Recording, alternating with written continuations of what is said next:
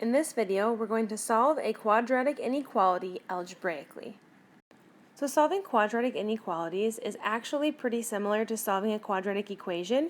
The only difference is once we find our values, we're going to actually have an inequality involved in our answer because we're going to have a whole set of values rather than just one or two values that work in that inequality. So in order to start this process, we're actually going to treat it like an equation. So we're going to pretend that this is an equation because those values for if it was an equation are helpful, and we're going to solve for those values. And those are going to help us find our regions of values that will make this inequality true.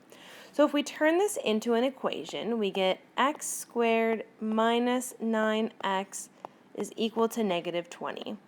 And then from looking at this, I see that I can either use completing the square, the quadratic formula, or factoring using the ABC method. So I know if I use quadratic formula or factoring using the ABC method, I need this whole thing equal to 0. So I'm going to start by adding 20 to each side. So I have x squared minus 9x plus 20 is equal to 0. Then I find my values for a, b, and c. So I have an a value of 1, a b value of negative 9, and a c value of 20.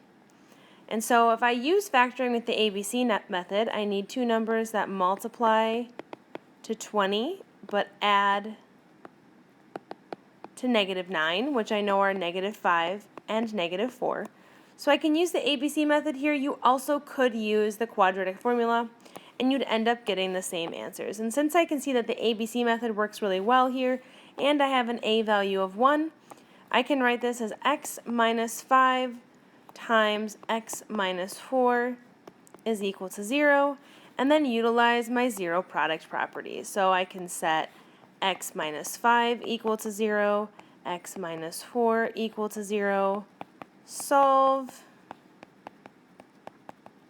and I find x equals 5 and 4. Now, because this is an inequality in our original problem up here, our answer is a little bit more complex than just x equals 5 and x equals 4. So what we're going to do is we're going to look at a number line, because when we have an inequality, we actually have a whole set of values.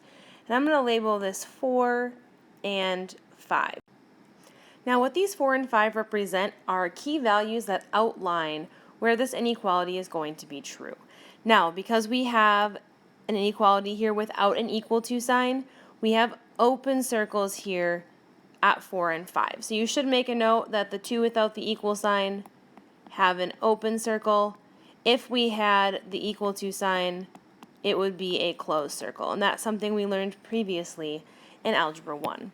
Now what you should notice up here is that your number line is split into 3 regions, 1, 2, and 3. And what we need to do is we need to test a point in each region, test an x value from each region, and see if it makes this original inequality here true. And if it does, then what we're going to do is we are going to note that the numbers inside of that region work. So if we take a look here, what I notice is a point in this first region that we could test is x is equal to 3. So I'm going to test x equals 3 for region 1. So if I plug that point in, we end up with 3 squared minus 9 times 3 is greater than negative 20. Well, 3 squared is 9 minus 27 is greater than negative 20. 9 minus 27 is going to be a negative 18 is greater than negative 20. If I think about what I know about negative numbers, this is in fact true. Negative 18 is bigger than negative 20. So I know that this region here contains x values that are true and work inside of this inequality. Now if I go into region 2, there's not an integer in region 2 I can pick, but what I could pick inside of this region is x equals 4.5. So I'm going to test out that value there. So I'm going to give myself a little space here. I have 4.5 squared minus 9 times 4.5, and that has to be greater than negative 20. Now if I multiply those out, I end up with negative 20.25 is greater than negative 20. And that's actually false, because negative 20.25 is more negative than negative 20. So this region here is false. And now if I pick a number in region 3, let's pick the value of x equals 6. And I need a little more space there. So we're going to have 6 squared minus 9 times 6 is greater than negative 20. Well, 6 squared is 36, minus 9 times 6 is 54. That becomes negative 18 is greater than negative 20, which again is in fact true. So what I've learned here is that regions 1 and 3 are true. So what I'm going to do down here is I'm going to redraw my number line. And I have 4 with an open circle, 5 with an open circle, and because these two regions are true, I'm going to draw an arrow into those two regions. So this number line right here represents all of the x values that make my original inequality up here true. Now what we can do here is we can actually write an inequality for each region because it's basically this lower region or this upper region. So here we can see that when x is less than 4 or x is greater than 5, we can see that that number line has values for x that make this inequality true. So just to kind of tie this together, we started off by treating it like an equation and solving it to find these key values here. We then used our inequality to tell us that we had two open circles. We then tested a point in each region to figure out which regions made the inequality that we started with true. And then we wrote a number line and an inequality set to represent all of the values on our number line that in fact made this inequality true. So let's take a look at example 2 here. Again, just like we did before, we're going to start by treating this like an equation, and we're going to solve that equation to find those key values. And because I like to keep my a value positive, I'm going to start by subtracting 11x and adding 5 to each side. So we have 0 equals 2x squared minus 11x plus 5. Now to solve this, you can either use completing the square, the ABC factoring method, or the quadratic formula. And just to mix things up here, I'm going to use the quadratic formula this time. So we have an a value of 2, a b value of negative 11, and a c value of 5.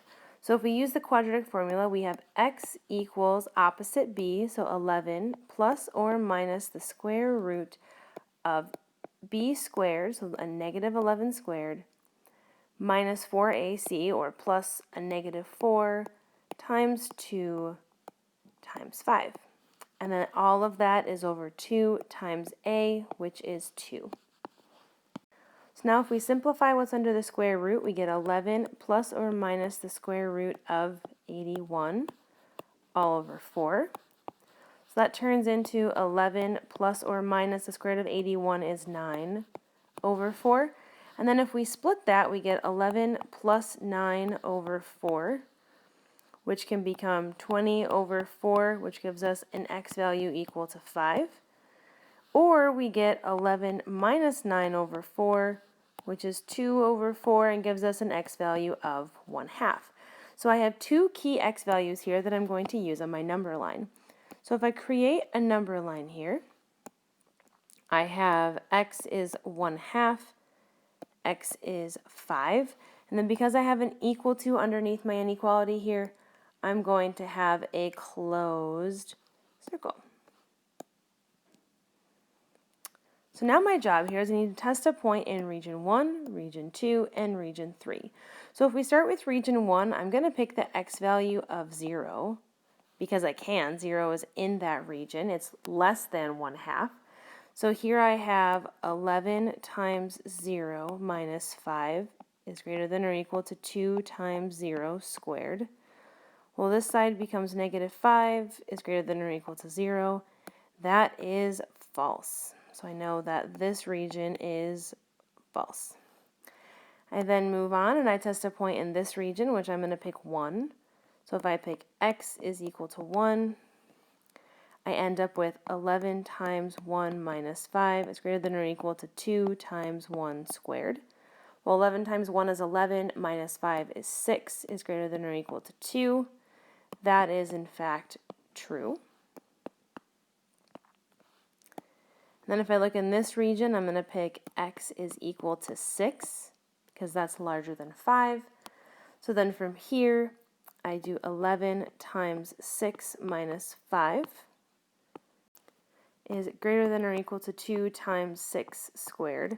Well, 11 times 6 is 66 minus 5 is 61. 6 squared is 36, and 36 times 2 is 72. And 661 is not greater than 72. This is, in fact, false. So what I notice here is I have two regions that are false and one region that is true. So I'm going to redraw this number line out here. I'm going to again have my 1/2 and my 5 with the closed circles.